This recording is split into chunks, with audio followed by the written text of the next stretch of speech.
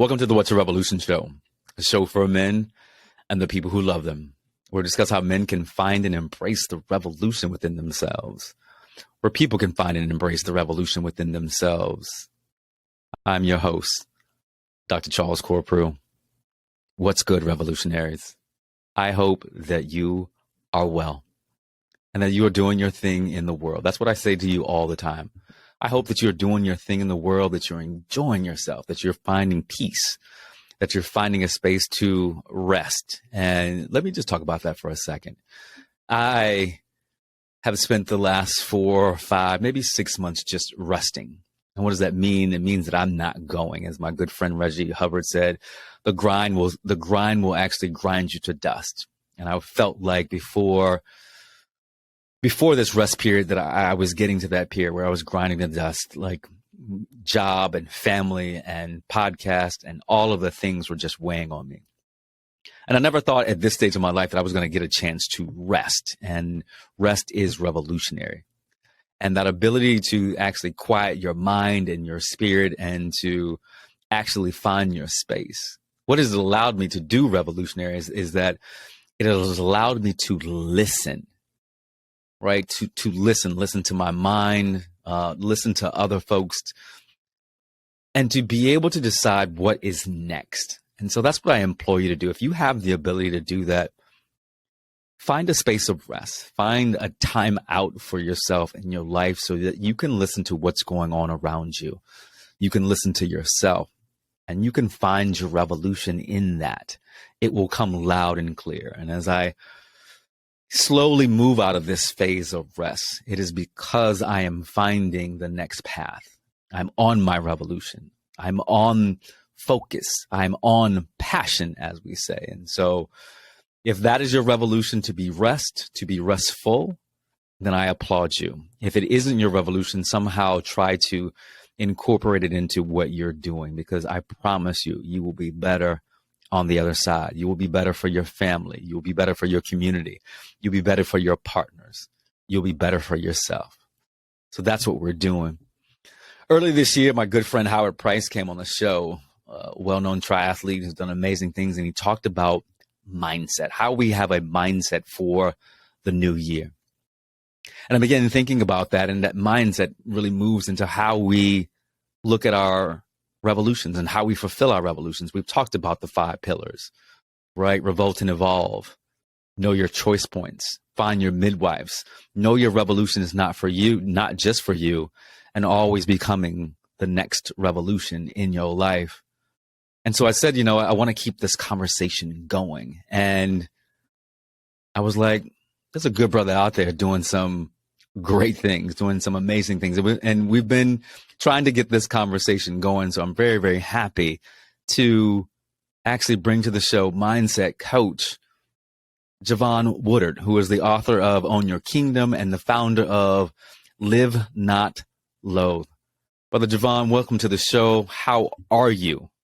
Thank you, Doc. Thank you. Appreciate it, Dr. Corprew, Mr. Charles. I'm doing fantastic, man. I'm glad we finally get to have this conversation. I know we're going to add a lot of value to the listeners. Mindset is everything, so I'm excited to get it going. Yeah, that's it. Let's jump in, because at some point I'm going to ask you my favorite question in the world. But I want to know. I want you to do a double click for a second, and that's my thing. When we talk about mindset, operationally define that. What's your definition of mindset, and how that mindset then plays out into how we actually show up in the world? Sure. For me, mindset is it's about how we react or respond to situations, circumstances, experiences, feelings, emotionals, and such. It's really not about, because if you think about this, we all go through some things, right? But we deal with things very differently. And when I'm referring to mindset, I'm referring to being in the mindset where we can see options and opportunities, right? Yes. So there are two really main thoughts of mindset. You have the scarcity or the lack space, and then you have the abundance and the growth space, right? And my thing is to be in that growth space, no matter what's going on. So that we'll talk about that a little more, but that's really mine in a nutshell.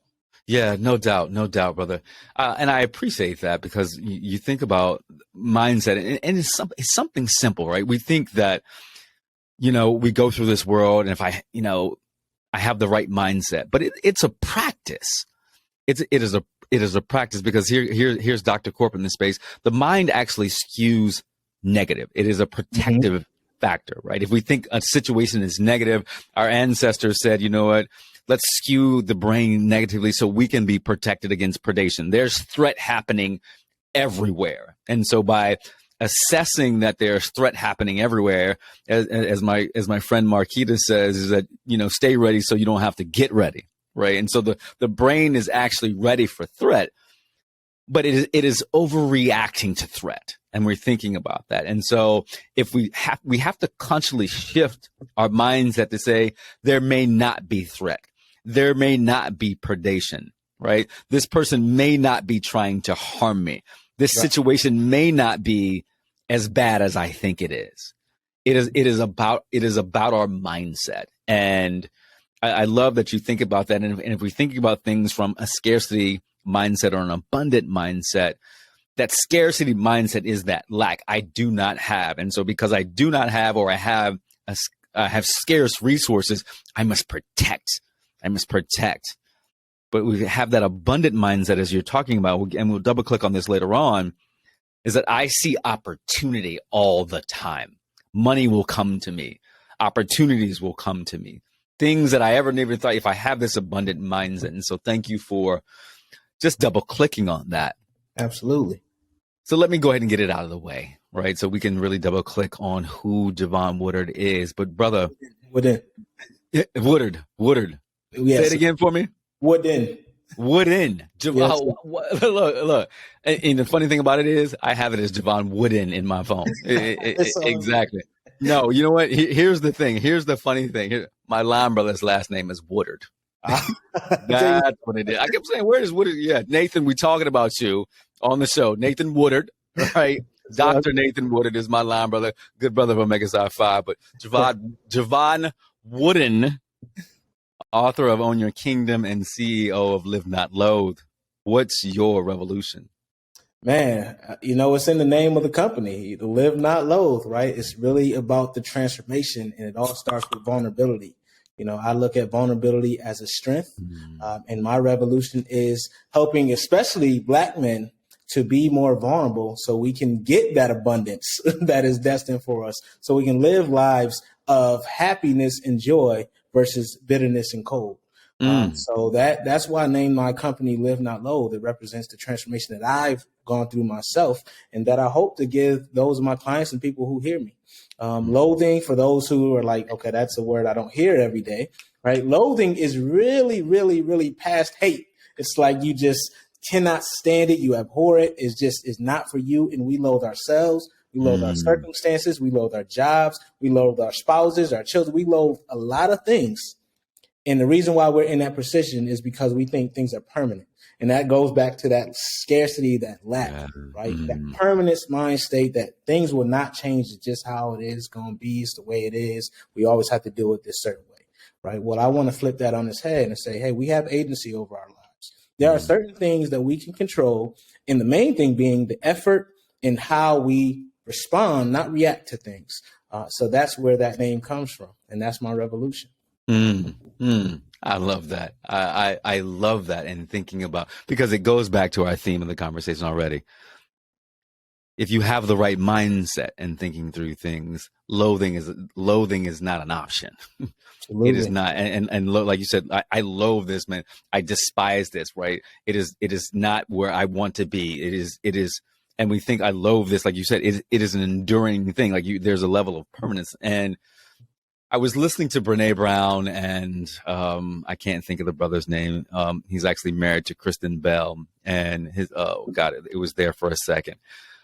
But they talked about how really the understanding is that we want joy to actually be permanent. We want to be happy all the time. We want to stay in that phase, like, oh God, because we don't ever really think that joy goes away. But when we have the hard times, when we have tough times, we're like, damn, when is this gonna end? Like we never say, look, when is this joy gonna end? Right? You know?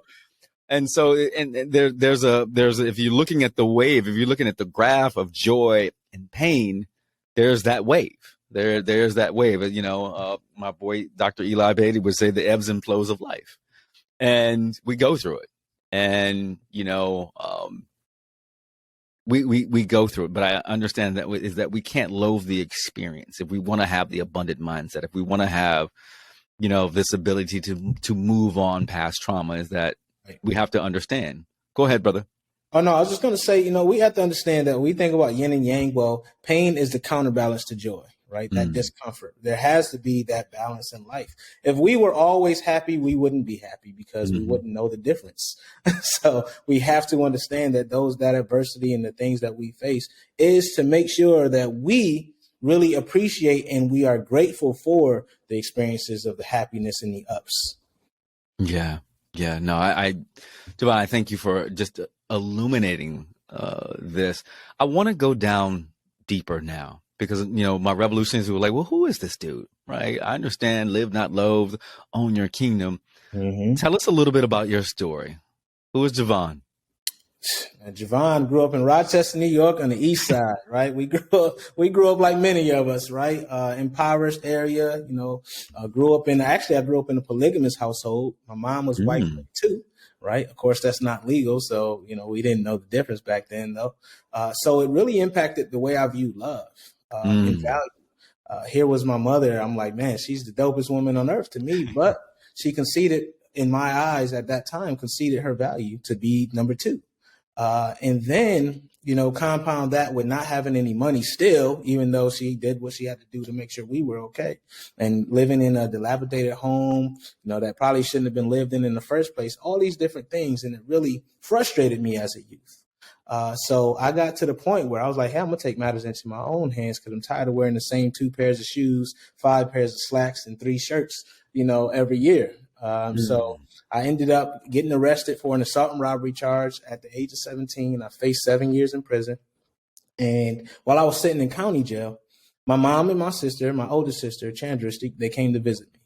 And during that visit, you know, here I am, a young man who just didn't care. I didn't care that I was in there. I said, whatever, it's probably better than being out there. At least I'm getting 3 meals. And I come down to the visitation room. My mom tells me she puts the house up to get me a lawyer.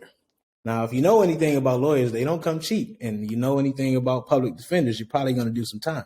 So she didn't want me to do that time. And she put that house up, which meant that if anything was to take place, I somehow escaped bail or didn't show to court, any of that, they would have been homeless. That means my mom, my 3 sisters, and my brother would have had nowhere to stay. And here I am, would have been locked up anyway. So that actually sparked something in me. That brought me alive, where I was feeling like, you know, I had some value to me other than what society told me I was. So I go up to the jail cell that night and I just asked for help. I don't know who. I was just asking for some help to get another chance, as we all do when we in trouble. But lo and behold, I get another shot. You know, about 2 weeks later, luckily the victims never showed and I was given another chance. And I really feel like that was my opportunity to see that I wasn't destined for that life. Now, was it easy all through these other years? No, I still couldn't afford anything, but I decided to work 2 jobs. So I didn't do that. So I didn't go back in those streets. I tried college when I was younger, didn't work. But then I saw another option because I started seeing that positive aspect. I started looking in an abundant state and say, there has to be more. You know, I started realizing that some of my tools were in my mind, right? And I joined the military at 22. And now the military is really, really when live not loathe started to become a thing, because I had the opportunity to lead. I had the opportunity to inspire, educate, and defend. And those things really, really showed me that I was more than capable of anything I had thought possible. And if you fast forward to the year 2017, my final deployment, I knew I was getting out of the military. That was 12 years that I was in. I knew I was going to get out because my body just wasn't, it couldn't handle it anymore. But I get home and I end up suffering from PTSD and depression. Now, in the Black community, we go through a lot of feelings and it's never diagnosed. So when you hear those things, you're like, what? I'm fine. Until it hit. Yeah. Until it hits you. It hit me, you know. So while I was deployed, there was a suicide bombing that took place, took out some of my comrades while we were lined up for a Veterans Day run in 2016, November. Now, I was a part of the Remains cleanup team, and I also was a part of getting people patient care and aid and administration. I didn't realize how it impacted me. I thought I was fine. You know, I had seen a lot of stuff, death included, you know, and I was fine. At least I thought I was. But what I didn't realize was all the anger, all the frustration, all the quick to reaction, all the alcohol abuse, all that stuff was really because I was using negative coping mechanisms. Mm-hmm. And when I got home after about 8 months in Afghanistan, I called my sister, my older sister, same one, Chandra. And I was telling her that I didn't want to do it anymore. I started having suicidal ideations. Yeah. And she told me 2 words. She said, get help. Now, if you know, as a Black man, like you probably can relate to this, we're like, what? Get help? I'm supposed to be Superman. You know, I'm supposed to be the one that my family can lean on. Right. Let me puff up my chest. Right. Yeah. Let me puff up. I don't need help. I can do this on my own. You know, now they say 10 toes down. You know, I'm going to get it how I am, get it out the mud, all these different things until you really, really have some time to realize, like, you want more out of life and this can't be life. Right. And 50 Cent recently said depression is a luxury. He said that in one of his interviews. Now, what he meant was growing up, like I said, in the hood and all that stuff, you don't have time to think about these feelings that I'm expressing to you now. You don't have time to think about, man, I just don't want to do this anymore, because you have to get up and go. You got to keep going, keep moving. Now, what happens when you hit that point is what happened to me. Mm-hmm. When you just can't keep going anymore is what happened to me. And that's where Live Not Low truly became a thing. That's where Jevon Wooden that you see today really, really started flourishing, because I had to go to therapy. I had to get my own coach, or else you wouldn't be seeing me right here in front of you. Yeah. And that really caused me to not just want to be a coach, but to be a change maker, right? To be an agent. And that's where Own Your Kingdom comes from. Own Your Kingdom is, you know, we hear about the biblical sense of the kingdom, where mine is about your mind, body, spirit. And when you're centered on all 3 of those, you can focus. And when you can focus, you can see opportunities and options, and you have a purpose. And that's where all of this comes from, right? And that's what I look to give for my clients. Yeah, brother. There's so much there. And thank you for sharing your story. Because interestingly enough, you can let your story define you in a number of ways. Mm-hmm. We can. And we're hopefully that as Black men, we can use our stories as a story of resilience. Right? These are stories. And you often hate sometimes that we're telling these stories as Black men that, you know, we had to overcome. Like we have to be resilient, because there's a tax that goes along with that. Jevon, there's because if I listen to this story, if Dr. Corporal listens to this story, I hear a story of resilience. I hear a story of coming up through situations that would be considered as adverse, right? Different things there were challenges. I heard you having to clean up, right? To actually pick up your colleagues after a very traumatic event. We talked about trauma before in agreement, and then internalizing all that, because death is traumatic, right? And when it comes in such a sudden form where our brain doesn't really our brain doesn't actually expect it, then all of a sudden it's this very traumatic experience. Right. And we're not taught, Jevon, how to internalize that.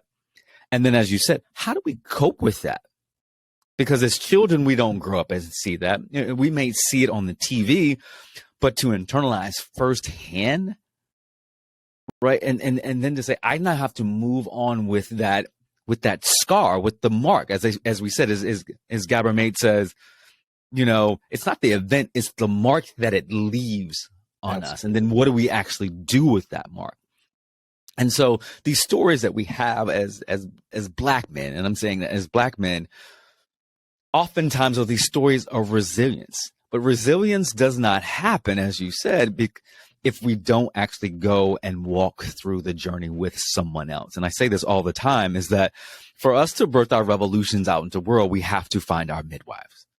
And sometimes it is very interesting to say that, because the revolution in this sense is I need to heal.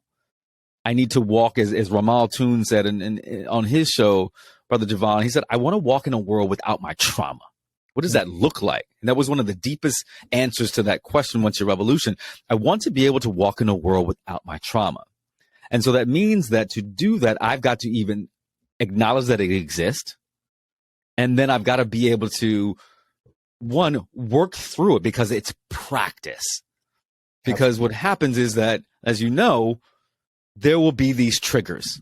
And it would be interesting, to note, like, what triggers, and you don't need, this is a rhetorical question, but what triggers, an event? When you say I have PTSD, that means there are certain triggers that all of a sudden now images and thoughts and feelings and physiological responses are coming up for you. And how do you then cope effectively? Because those triggers and maladaptive coping can lead us down a road to alcoholism, to drug abuse, to sex addiction, and as you said, sometimes to suicide. And that is problematic, because we are losing too many of us to the traumas that we're facing. And this show recorded in February will note that Tyree Nichols was murdered, right? That George Floyd was murdered. And the unfortunate aspect of this is that we as Black men internalize that, because we get to see it on a loop. And think about what that does. I can't even, people keep asking, have you seen the George Floyd video? Or have you seen the Tyree Nichols video? I'm like, no, because I don't want to relive what I saw when I was growing up in the 70s and 80s, the lynching and seeing the hanging of I can't do that. And so I say all this because I want to get away from the stories of resilience, and I just want Black men to be ordinary. Right. My good frat brother and Jarvis DeBerry says that we just want to live ordinary lives. I want to wake up. I want to have my tea. I want to have my coffee. I want to read the newspaper. I want to work. I want to mow the lawn. I want to love on my partner, right? I want to kiss and love on my kids. All the damn things. These are things that I'm wishful for right now. But I want to love on my wife. I want all the things. And just to have a wake up and have a normal life, instead of saying I can do all those things, but I had to overcome this too. Absolutely, man. I talk about that constantly. So I'm glad you brought that point up. It's like, I was just speaking to my lady about it the other day. We were just laying up, and I'm like, this is great. This is life. Like, this is what I want. I don't want all the craziness and the trauma and the toxicity and the pain and the hatred. I don't want all that. I want just boring. If that's what boring is, I'll take it, because coming up, I don't want to have to struggle. I don't want things to be difficult. I don't want to have to reinvent the wheel. I don't want to have to say, hey, I overcame this, and this. I would love for things to be easy. Right. Mm-hmm. And that's what you're saying. Like, at what point can we get to that? It really starts with the mindset again. Right. It's like, I push therapy, and I push, dealing with our traumas, not alone, but I have this concept called the 360-degree support system. Okay. And, I share this when I speak. I share this with everyone, because I think that, a lot of us, we hear this, you have to do things alone. You can't share what you have going on because people use it against you. We have that wrong mentality. In order for us to get to the point where we're doing ordinary lives, we have to do extraordinary things right now, which is sharing. Yeah. Sharing is extraordinary. Yeah. And it shouldn't be right now, right? So to do that, there's the 360 support system includes, maybe if you have like a best friend, someone you really, really feel comfortable sharing things with, right? You have to have one of those. Then you have hopefully, if you can, you have a professional. Your therapist, someone you can speak with from an unbiased perspective, right? And then you have your second level. If you look at LinkedIn, right, they got the first level, second level. You got your second level. You're not sharing everything with them, but they support you in some way, shape, or form. You have to make sure that everything you're taking in is uplifting, informing, inspiring, or challenging you in positive ways, right? So it goes also to social media, which is a part of that support system. Social media shouldn't be a bunch of negativity. because we take that energy in. Social media is meant to do those things I just mentioned. And if your Yes. feed is not doing that, it's a bunch of trash, you need to change it. I'm just going to call it like I see it. I say that all the time, brother. Change that feed if it's not uplifting you. Absolutely. And share your story. Like, I feel comfortable sharing my story because I've done it. And I wasn't, when I first started living out Loathe, I got on social media. I didn't use Instagram prior to, but I got on there. I shared everything. When I was feeling depressed, how I was feeling, what I was going through. If I had a breakdown, I shared all that. People were like, why? And why do you tell your story on your website and all this other stuff? I said this because if someone doesn't want to either work with me, someone doesn't want to be a client, someone doesn't want to be a friend, any of that, they weren't meant for me in the first place. Yeah. And if I put that stuff out there now? What weapons do you have against me? Mm-hmm. I'm comfortable with me being me. How about you? Yeah. Yeah.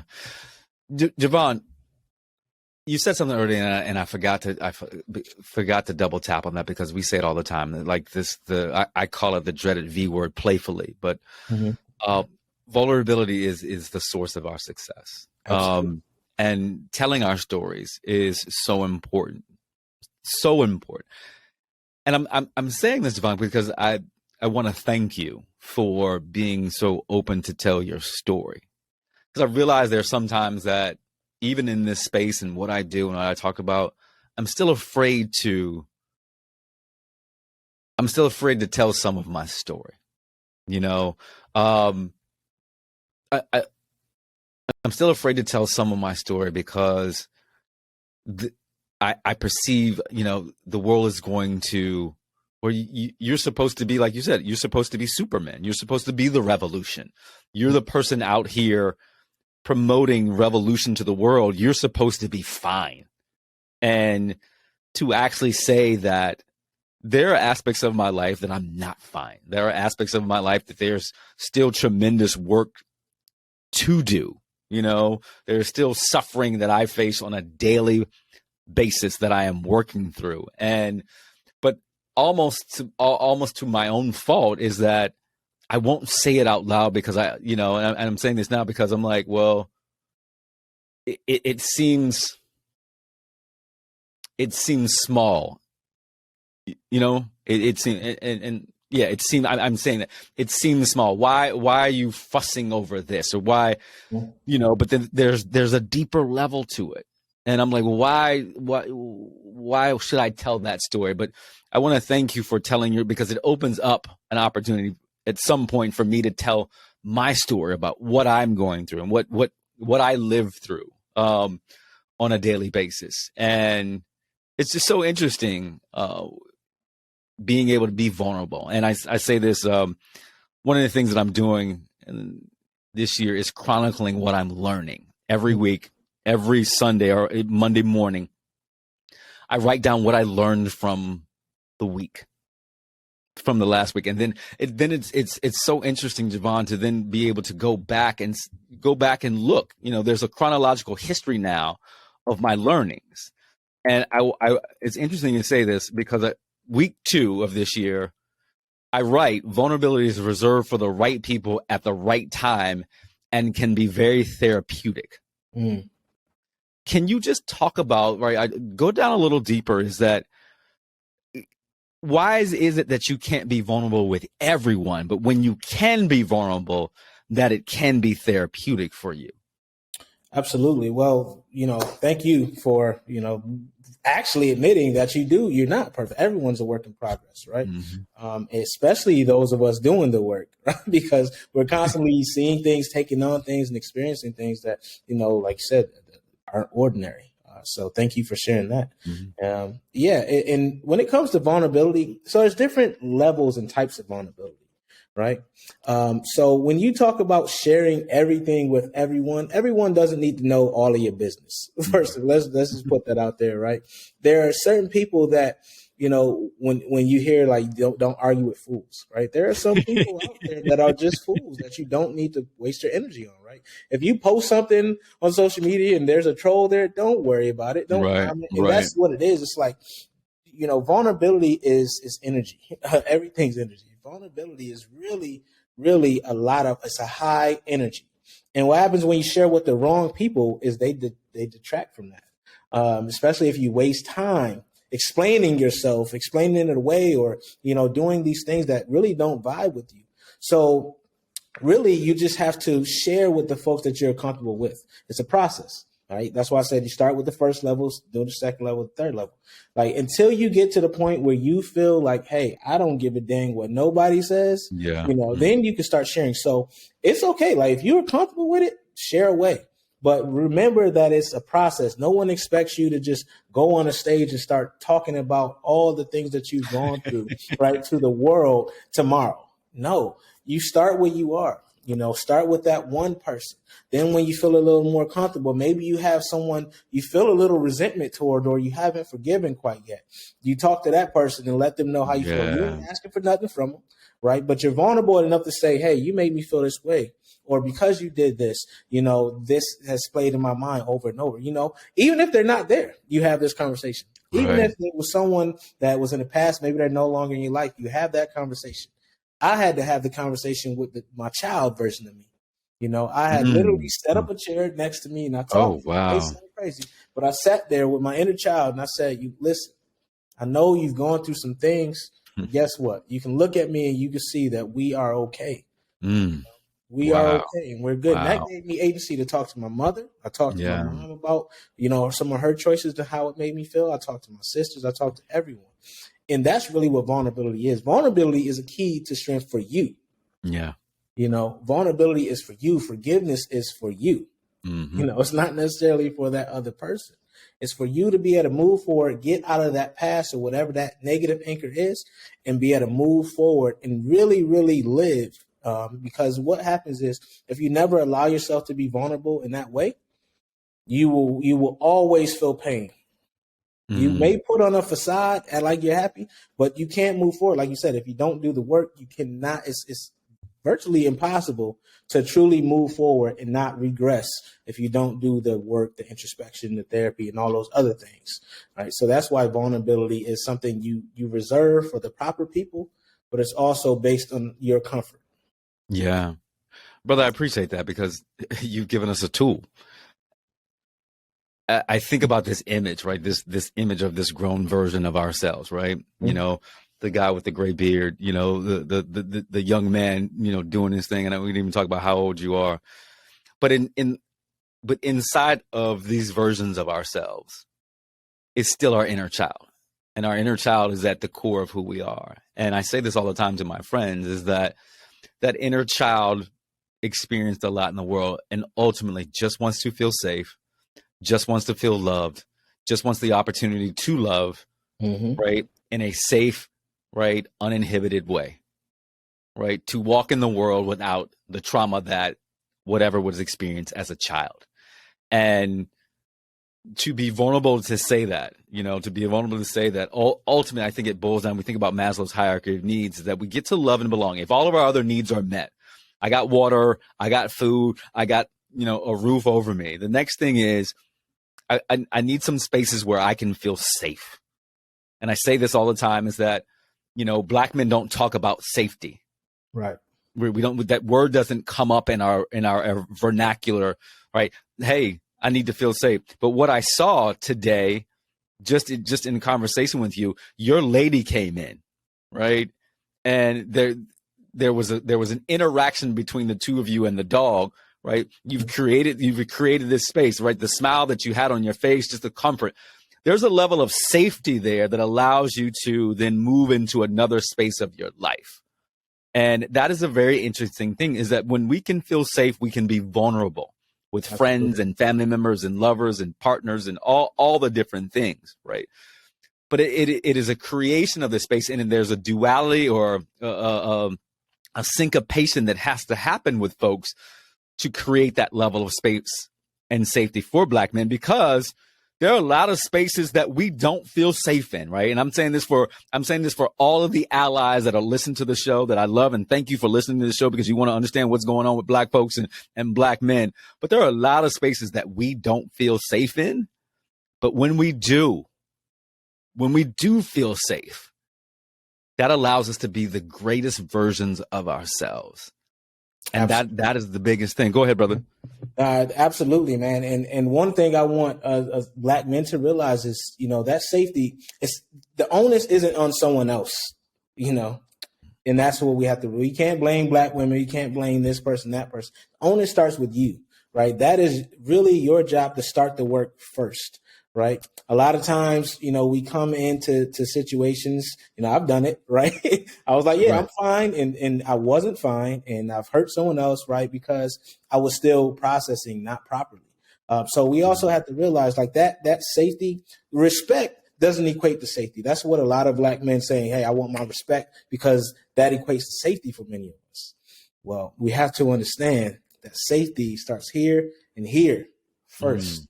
And that's where the ability to be vulnerable with your woman, vulnerable with your friends, vulnerable with your families, right? Because oftentimes we're like, man, I don't have anyone. Well, you don't have anyone because you haven't shared that there's a need for someone else. We have to realize that we need to let these people in,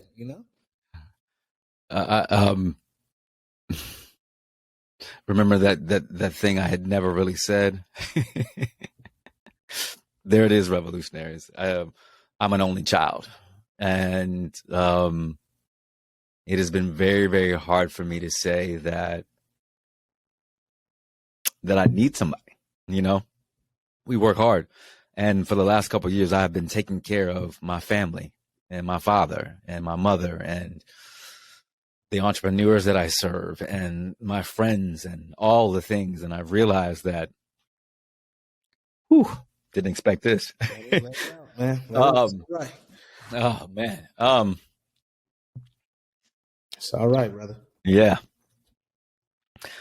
I realized that I had not said that I wasn't being poured into. I was pouring. I was pouring and pouring.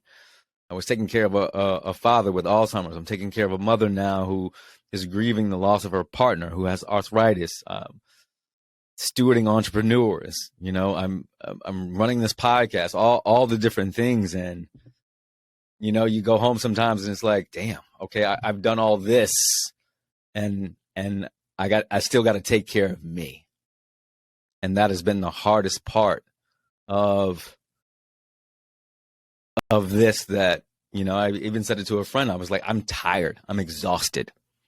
Because when you're pouring and you're dry and you're pouring, it's tough. And I've never said that. So I often love, Jevon, when I can get the guests to tell me something that they've never said on this show. I love that. I've never said that. Talk to corporate. I've never said that on the show. Well, guess what? You got me.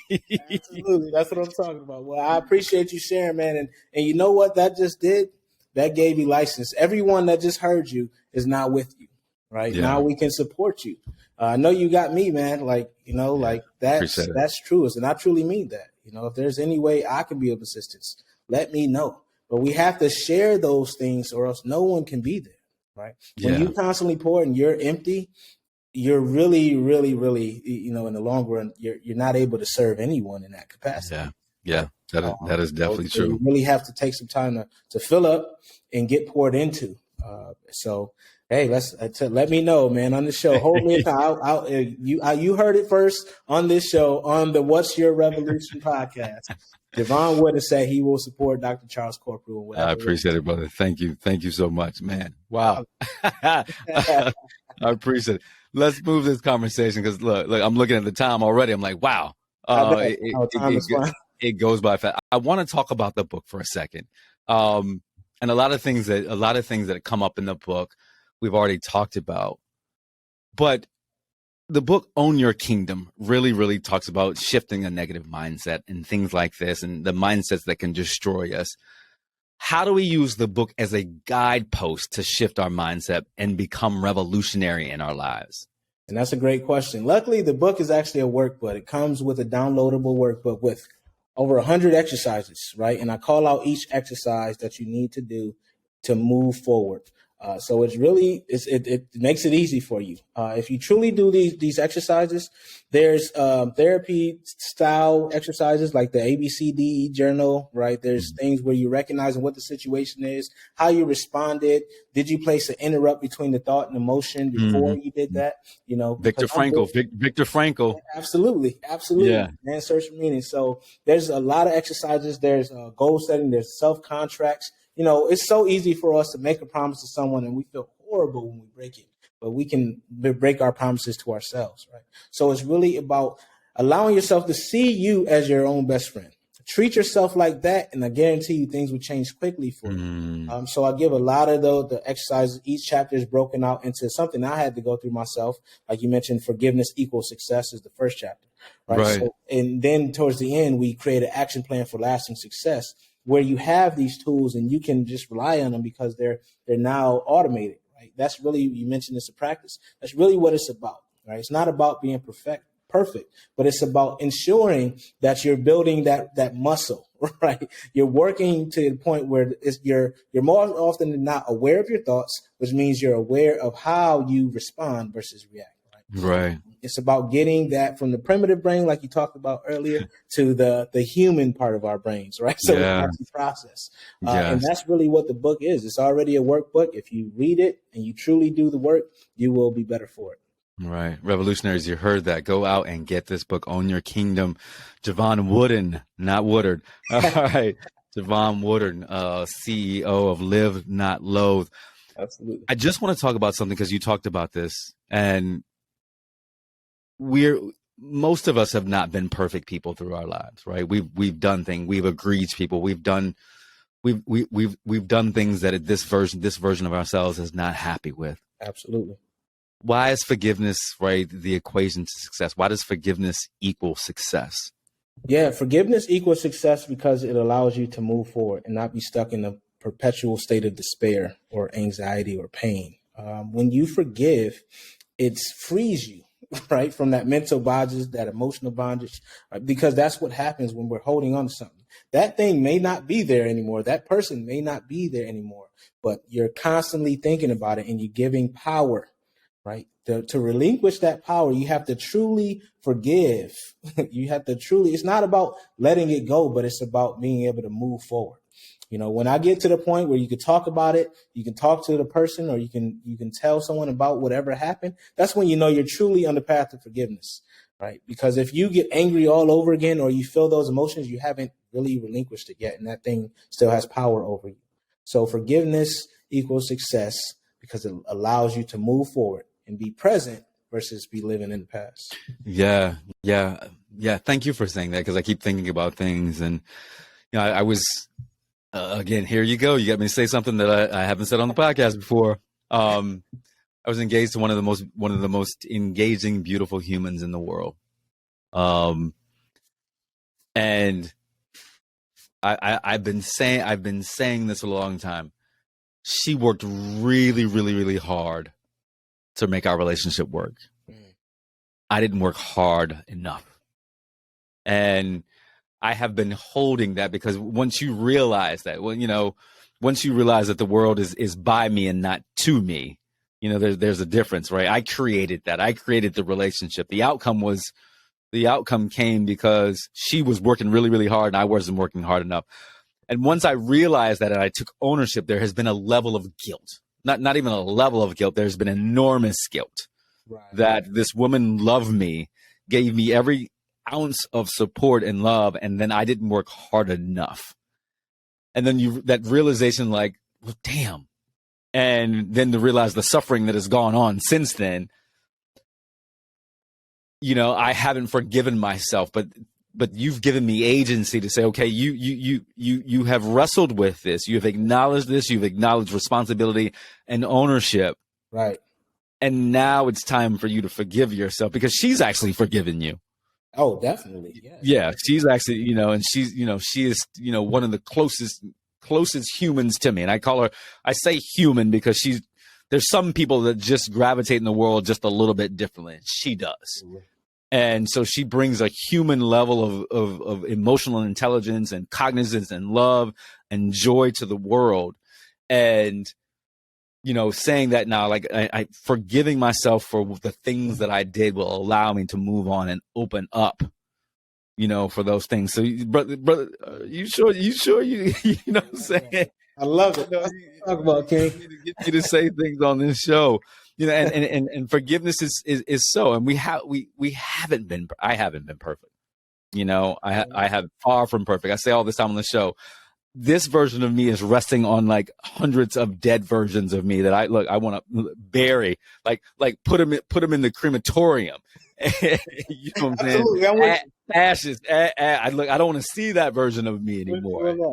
Yeah. Absolutely. And, to be this better version, that has the ability to be vulnerable and open, and loving that Viktor Frankl quote is that, in between stimulus and response is a pause. There's a space between stimulus and where we have the ability to discern how we're going to react. Absolutely.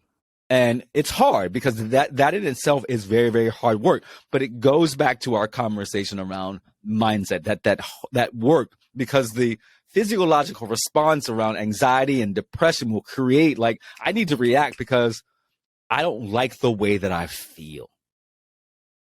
And I don't want to feel like this for long. I don't like it. I don't like it. I want to go. I want that ease of homeostasis, Jevon, right? That ease of, I want to, no. So I'm going to respond this way, and I'm going to panic because I don't like this feeling, and this is how I cope. But oftentimes it's maladaptive coping, and then now we're creating something bigger. Go ahead, bro. Oh, no, I'm just saying, I'm listening to everything you said. I'm loving it, brother. I'm loving it. See, these types of conversations, we can talk all day about it. For sure. I love it. I love it. I just want to talk about a little bit, because I know that you're an activist as well. And one of the things that there are a lot of causes that we can sit in and really, really take hold of and use our voice and our talent and our wisdom and our treasure. How do you become an activist, right? How does one day, I wake up and say, I really believe in this cause. Like, Ron DeSantis right now is pissing me off. You know what I'm saying? He's pissing, like, Ron DeSantis is pissing me off. Like, I'm not thinking about moving to Florida, and just he's pissing me off. How do you become an activist? Well, for me, once I find a cause, man, I'm going all in. Like, I'll find the organizations that's already doing it. I'll create like groups to rally around it. Find out how I can support. Like, I feel like time is the best thing we can give when it comes to a cause, right? I understand a lot of people say they don't have time, but donate a couple of dollars, whatever. But activism is really doing it in your own way. Mm-hmm. It doesn't have to be in a way that everyone else wants you to do it. So if you don't have the time, donate a couple of dollars. If you don't have a couple of dollars, post on social media about it. Right. Share the cause with your friends. Spread the word about the cause. Just do it in your way, whatever way you're capable of at that moment. Yeah. I think that's just it. Using what you have. Right. To bring voice as my good friend Charles Divin says, is that bringing voice to the voiceless sometimes. And look, the good folks of Florida who are fighting against Ron DeSantis, right? I'm about to use this platform and my voice to be like, what the hell are you doing down there? This is white supremacy, right? On its face, doing everything it can to create policies all the time that are going to stymie the education of folks around the historical nature, right? The economic development, all the things that impact folks of color in Florida, this man is trying to do. Absolutely. Right? Trying to stymie. And so What's a Revolution is saying, look, we're going to use this platform as a form of activism, because those folks in Florida, man, y'all got something on your hands down there, dear brother. We're going to try something new today. We've never done this before. And since Jevon has got me to do something really, really new, to be really, really vulnerable here. I want you to pick a number 1 through 5, Jevon. 2. 2. All right. Based on your current set of goals, what are the choices that you need to make to ensure that you're revolutionary, not ordinary? Well, every day I have to decide to win. Okay. That's my main choice. And within that, I always identify 3 things that I need to accomplish within that day, right? Okay. Prioritize them. And right now, it's really about leveraging my platform to spread the word about us ascending. And I focus on minority service-based businesses. So that's my goal. That's my plight, is to really get all of us, not generational wealth, but wealth where it's lasting past the generation. Yeah, exactly. I want to level the playing field, man. We start below zero, and that can't be. So that's right. So every day, that's what my decision is. That's my choice, is to I love that. Spread the word and help others. I got you. Like you said, choose to win. Choose to win. And choose to win. I love that. I love that. Thank you so much. Revolutionaries, look, when you listen to this episode, you're going to be like, whoa, Brother Jevon has given us a roadmap. And I want you to go out and get his book, because he's giving you a roadmap in the book right there, right? How to own your kingdom, right? To think about vulnerability and mindset and what we need to do to be successful in our lives, personally and professionally. And to think about that, if we go back to Howard Price, he talked about, running those lengthy hills in Tennessee and seeing that woman who was in a wheelchair, right? He tells this story, Jevon, about this woman in the wheelchair, right? And he's running a full Ironman. And this, he said there are miles, he's hearing this woman for miles because she's got a bullhorn, and he gets past her and she's in a wheelchair, and says, it's a privilege to do what you're doing. And she says it over and over and over. It's a privilege to do what you're doing. To think about that mindset. And I say that her revolution was to be out there that day to support those folks. She could have been home watching TV, doing something else. I can't do this. But what she offered was her talent, her time. And in that nature, it was her treasure to motivate folks to move on. That was her win. And as we think about that, if we shift the mindset, right, and we think about the space between stimulus and response, what Jevon, I think, is saying is that we can own our kingdom. Absolutely. Yep. Exactly.